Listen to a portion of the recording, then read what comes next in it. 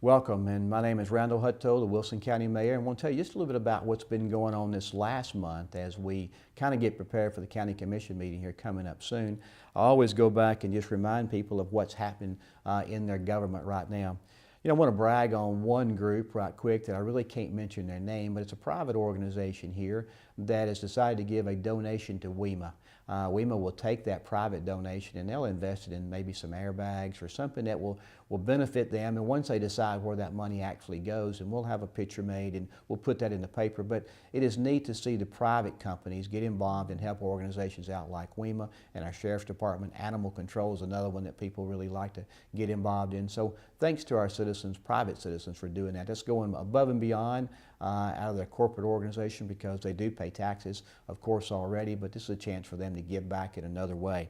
We'll tell you that we are meeting right now with a study group. Commissioner Gary Keith is in charge of that study group as we talk about the multi-level court system that will go behind the new jail to be built. And they're meeting and studying, and right now their process is they've already had one organizational meeting. Their next step is to meet again with the architect, with Jason Morris, and he's going to bring in several different plats of courthouses that have been built recently around in the region so they can look at that. And then once they look at that, then they'll probably take a field trip or two to see some of those and then come back and start designing the one that maybe we will consider next year at this time. But I'm thankful for them to go ahead and be taking that under their belt and be having a year-long process of making that happen. I will say that our Ag Center Committee has been meeting monthly, regularly. They had selected 3 people to sit down, Mr. John Gentry, Mr. Suvanada, and Mr. Kenny Rich, to maybe review the Expo Handbook. You know, it's been up and going now about 2.5 years, and wanted to make sure that it's up to date and it's doing good. And so they have really done a tremendous job there, and we're excited about what they're doing in that particular revision, and so happy for them to take on that extra project. I will say, in sadness, we've lost a lot of icons in Wilson County over this last month. Campbell Brandon, which was the TWSAA Hall of Fame coach I had a chance to coach with at Lebanon High School, passed away, which made the difference in a lot of people's lives. Our sadness goes out to him, his family, of course, and his wife, Miss Nancy, and his sons, Tom and Bud. Also, Mayor Robert Dedman, the mayor before me that was here for 12 years. Longtime icon here in Wilson County, and did a lot of great things for Wilson County, the citizens of Wilson County. He was a property assessor for a while as well, and you know, was a great athlete here, one of the first athletes, or I think the first athletes to be named to the All-State team that came out of Lebanon High School. Played for Paul Bear Bryant in Kentucky. Just a tremendous man, a great mentor for me, and my sadness is with his family as they mourn his loss, but he was definitely a great man in Wilson County. There's some other good ones with Mr. Bedford Johnson that just passed away, and he was an icon in the WEMA organization, did a lot of good things, has a fire department named after him as well. Got to know him and his family, and you know, they have been very proponents of making sure that Wilson County Fire Department and Civil Defense back in the day when he was there was called, has really grown.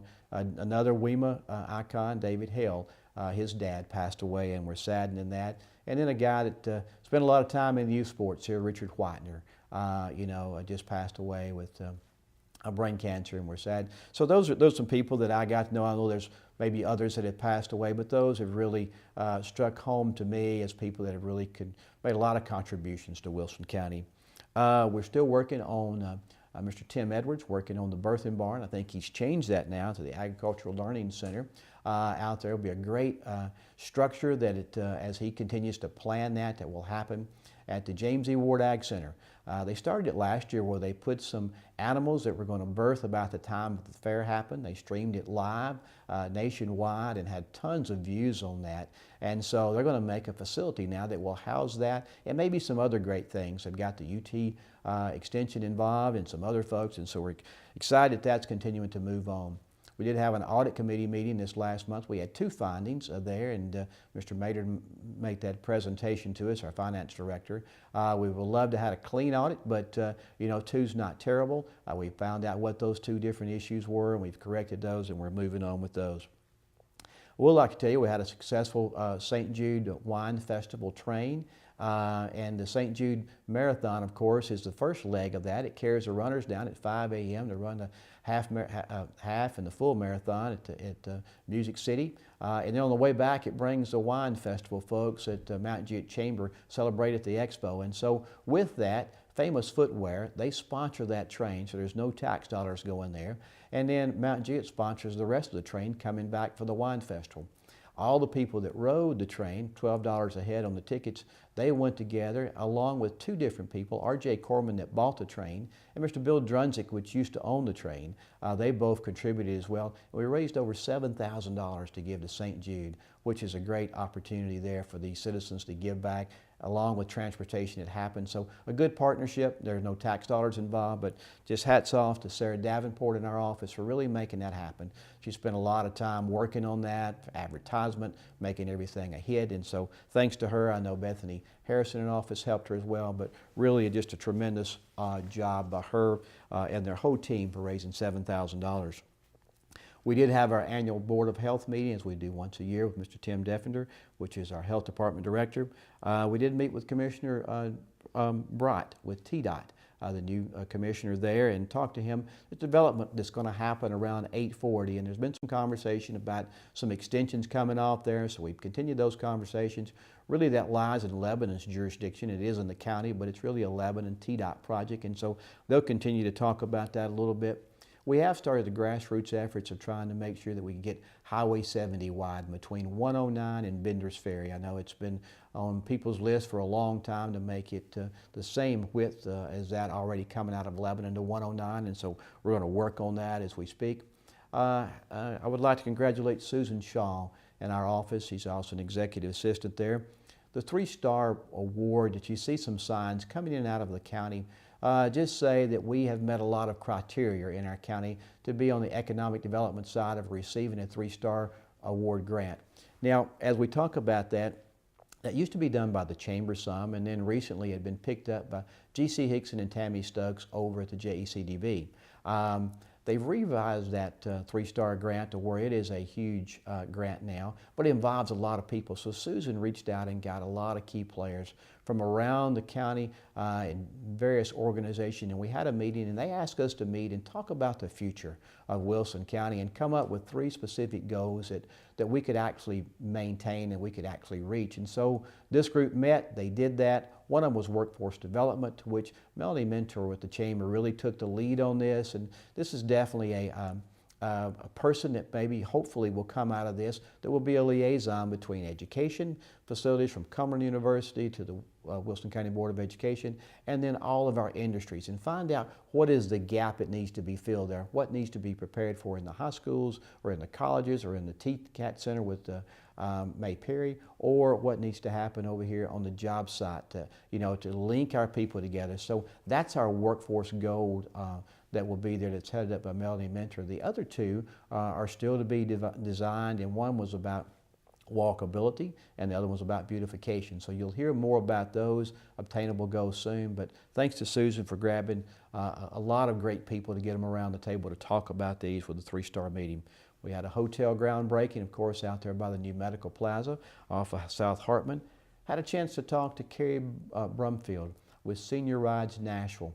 We'd like to bring Senior Rides Wilson to life, and we talked about that in our last time that we talked on the PEG channel here a little bit. So it's a little bit closer. We did reach out to the Greater Nashville Regional Council, and they may help us fund that particular organization, and so we're excited about that partnership.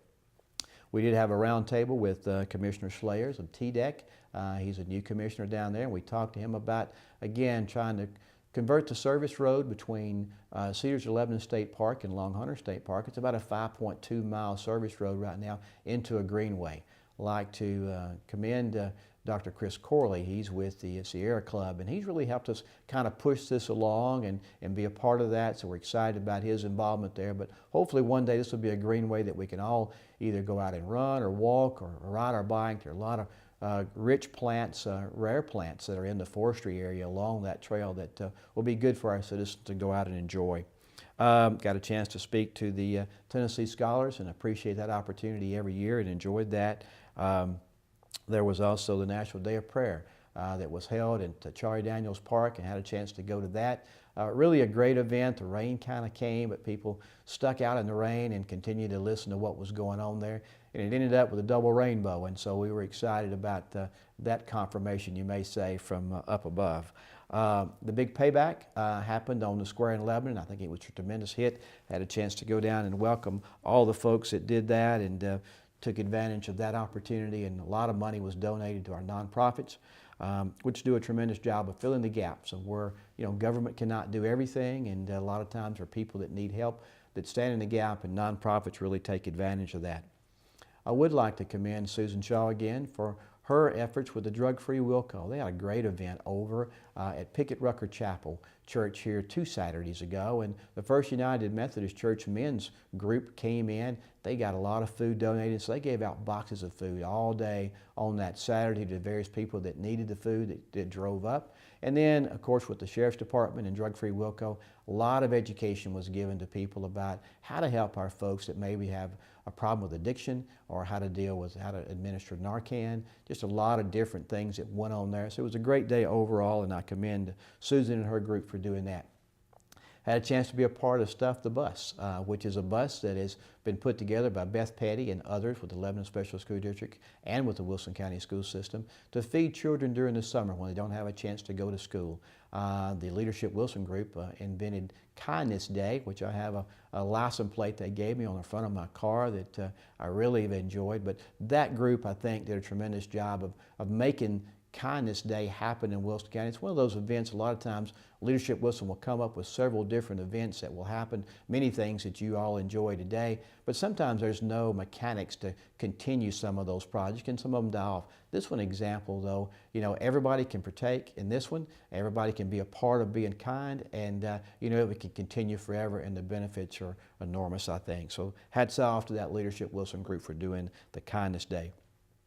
Another great event that happened was Farm Day. Out at the James E. Ward Ag Center, Miss Diane Majors does a tremendous job at that, brings in all the 3rd graders and carries them around from station to station out there, teaches them about where eggs come from or where the milk comes from. But a lot of other great things were taught there, and I think it's awesome. If you haven't now had a chance to do that in the springtime, take that opportunity to find out when is Farm Day. Contact Diane Majors at our Extension office, and she can tell you a little bit more about that. But she does a tremendous job there of educating the youth of our county on what it means to live a farm life and where their food comes from, really. We talked about the Watertown Hall of Fame. I had a chance to go be a part of that. I had an uncle, Ed Roberts, that was inducted there that does many things for Watertown High School over the years. Bobby Brown was also inducted, and as well as Miss Debbie McClenahan, which is a longtime basketball player up in that area. So that was a great event to be a part of. And then the last thing I think that I can tell you possibly is that we welcomed in a TSU alumni group at the Wilson County Board of Education Facilities Center on Saturday. It's the first time they'd had the Mid-South Regional Conference there, and they really did a good job of that tonight. And so we look forward to welcoming other folks into that great facility. If you hadn't had a chance to go see it, it is a good opportunity as well. Last thing I'll tell you is that Commissioner Sue Venata and some others and myself have been working with Cracker Barrel to try to preserve the old country store, the first one that was actually happened here around 109, and we're going to continue to work with that. And so my thanks to all of those partners that maybe possibly have that happen, and we'll put that at Fiddler's Grove, and again, it's a national icon that we'd love to preserve. Outside of that, it's been a busy month, and we welcome you anytime you want to be a part of our government to come by. We have committee meetings during the month, but you can come by anytime, our office, and if you'd like to be involved in some way, we'd love to have you involved. So again, thanks for listening today, and continue to tune in to Ms. Teresa Bush at 198 and hear what all is going on in Wilson County. Thank you, and have a good day.